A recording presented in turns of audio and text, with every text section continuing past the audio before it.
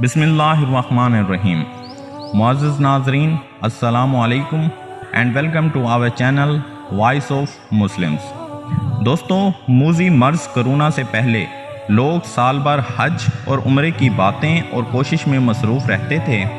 अयाम हज में लोगों का जोश व ज़ौक़ मज़ीद बढ़ जाता था।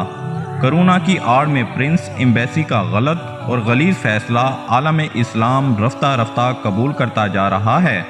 सऊदीया के इस काफराना और ज़ालमाना फ़ैसले के ख़िलाफ़ दुनिया के किसी भी हिस्से में एहतजाज बुलंद नहीं हो रहा।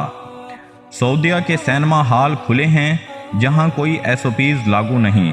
कसिनोज़ में वही चहल पहल है, होटल्स और शॉपिंग मॉल्स में वही रौनकें मौजूद हैं, मगर हरमैन शरीफैन बंद पड़ा है। ताज्जुब की बात है कि यूरोप में यूरो कप फुटबॉल टूर्नामेंट के दौरान वही पुराना जोशो खरोश देखने में आया, लेकिन हरमैन पर अभी तक कोविड-19 की नहूसत का साया छाया हुआ है।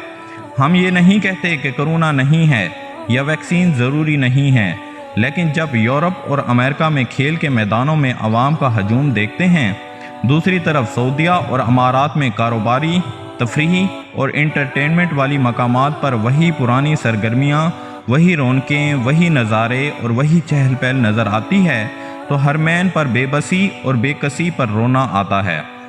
रिवायात का मफ़हूम है कि खाना काबा बनाने के बाद जब हज़रत इब्राहीम अलैहिस्सलाम को वही आई कि अब ऐलान करो, तो आपने ताज्जुब से फरमाया, इस सहरा से मेरी आवाज़ दुनिया तक कैसे पहुँचेगी?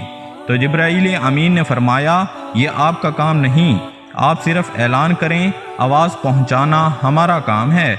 सऊदी हकाम तक बज़ाहिर हमारी आवाज़ नहीं पहुँच सकती, मगर आप सिर्फ वायरल कीजिए, बाकी काम उनका है।